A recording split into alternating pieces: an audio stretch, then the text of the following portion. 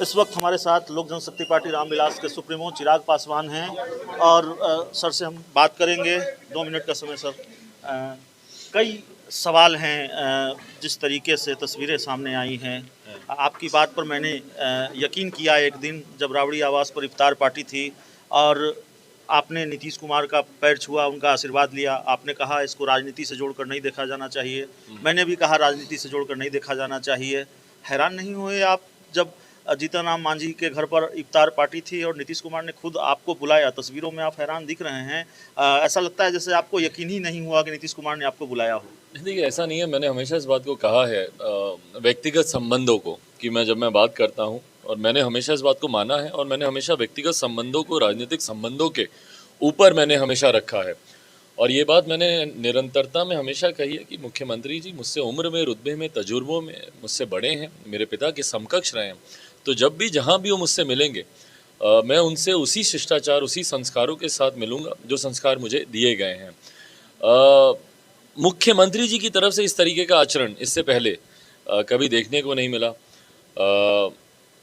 कई ऐसे मौके थे जब उनकी तरफ से अपेक्षित था, पर उस वक्त भी जब मेरे पिताजी का निधन हुआ था, जब एयरपोर्ट पे भी आए थे, तो उस वक्त भी मुख्यमंत्री जी की तरफ से कोई इस तरीके का आचरण नहीं दिखाया गया था।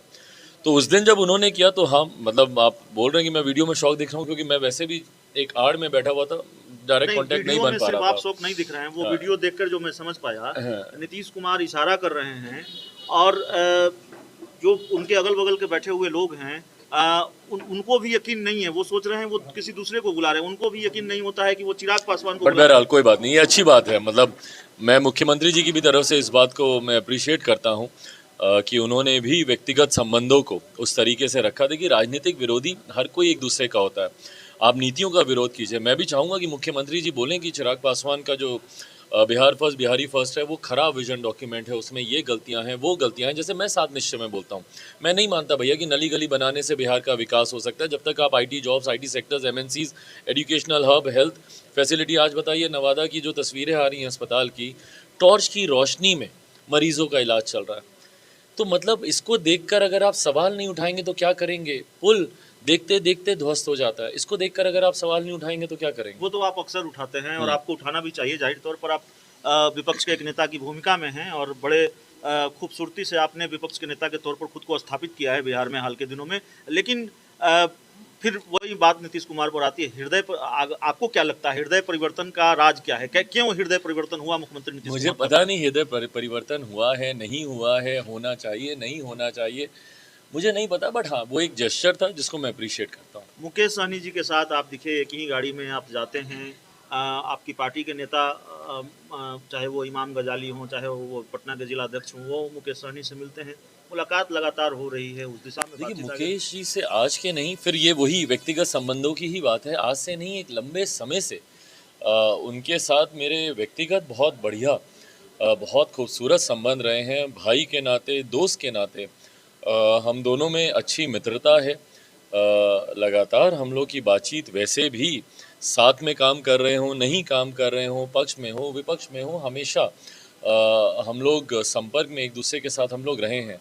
तो उस दिन भी वो एक महज संजोग था, मांझी जी के इफ्तार में उनसे मुलाकात हुई। उनको भी कुछ बातें करनी थी, क्योंकि जो घटना चक्र उनके साथ घटा, जब उनको मंत्रालय से अलग किया गया और ये सारी बातें, तो तब से उनसे भी मेरी व्यक्तिगत बैठकर बातचीत नहीं हुई थी, फ़ोन पे ज़रूर हुई थी। तो वो मौका हम लोगों को मिला, वो भी कांग्रेस के दफ्तर जा रहे थे, हम भी जा रहे थे। गठबंधन वगैरह का इशू नहीं है भाई, ये तो मैंने, देखिए अभिषेक जी, मैंने बहुत क्लियर करके रखा हुआ है।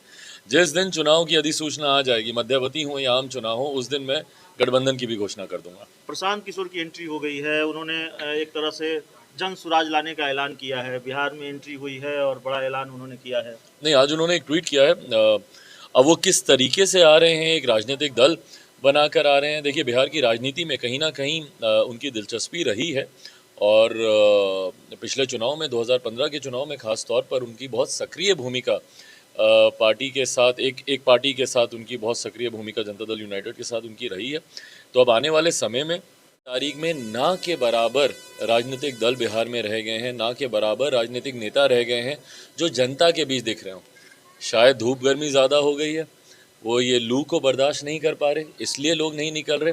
कारण जो भी हो, पर जनता के बीच, जनता के साथ रहकर उनकी समस्याओं को सुनने समझने वाला आज की तारीख में मुझे बिहार में, अपनी बात करूंगा तो अपने मुंह मियाँ मिट्ठू वाली बात होगी, बट हकीकत है जिस तरीके से एक एक दिन में हम लोग 3-3 4-4 जिला हम लोग जा रहे हैं, कोई ऐसा कार्यक्रम नहीं, कोई ऐसी समस्या नहीं जहां पर हम लोगों के बीच नहीं हो।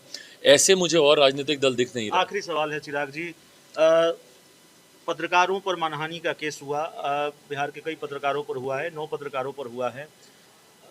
नेता प्रतिपक्ष तेजस्वी यादव जो कहने की हिम्मत नहीं जुटा पाए, और उनको ये कहना चाहिए, हम पत्रकारों को ये लगता है उनको ये कहना चाहिए कि गलत हुआ, वो आप 44 सेकंड में कह जाते हैं कि नहीं ये गलत हुआ है और ये नहीं होना चाहिए। तेजस्वी यादव को क्या सलाह देंगे, अगर देना चाहेंगे तो? देखिए, मैं सलाह नहीं दूंगा, बट हाँ, जो चीज़ गलत है वो गलत है। अगर आप सोचें कि नहीं मेरी पार्टी की बात है, मेरे परिवार की बात है, इन चीज़ों को अगर सिलेक्टिव अगर चीज़ों को सही और सिलेक्टिव चीज़ों को गलत कहा जाए तो ये गलत होता है राजनीति में। मैंने हमेशा डंके की चोट पर, भले मैं जिस गठबंधन के साथ भी रहा, उस वक्त भी जब जो चीज़ें मुझे लगी, जब हम लोग भाजपा के साथ हम लोग थे, उस वक्त भूमि अधिग्रहण बिल आया था, उस पर खुलकर मैंने लोकसभा में खड़े होकर मैंने अपनी बातों को रखा, जाति विशेष को लेकर बिल्कुल उस वक्त भी मैंने उस पर अपनी आपत्ति दर्ज कराई। और मैं मानता हूँ भैया, लोकतंत्र का चौथा स्तंभ है पत्रकारिता, और पत्रकारिता के ऊपर इस तरीके से उंगली उठाना, हमला करना, भाई स्वतंत्र है हर व्यक्ति अभिव्यक्ति की आज़ादी के लिए, अपनी बातों को रखने के लिए हर व्यक्ति, और ख़ास तौर पर पत्रकार। और पत्रकार तो सवाल करने के लिए ही जाने जाते हैं, बल्कि शिकायत तब होनी चाहिए जब पत्रकार सवाल ना करें, शिकायत तब होनी चाहिए जब वो किसी के ऊपर उंगली ना उठाएं, उनसे प्रश्न ना करें, तब दिक्कत होनी चाहिए। और पक्ष विपक्ष दोनों पहलू होते हैं, किसी भी रिपोर्ट को आप फाइल करते हैं, सिक्के के दोनों पहलू होते हैं। संभवतः उसमें से कुछ बातें आपको नहीं अच्छी लगे, पर इसका मतलब सीधा किसी पे मानहानि का दावा करना मेरे हिसाब से ये उचित नहीं।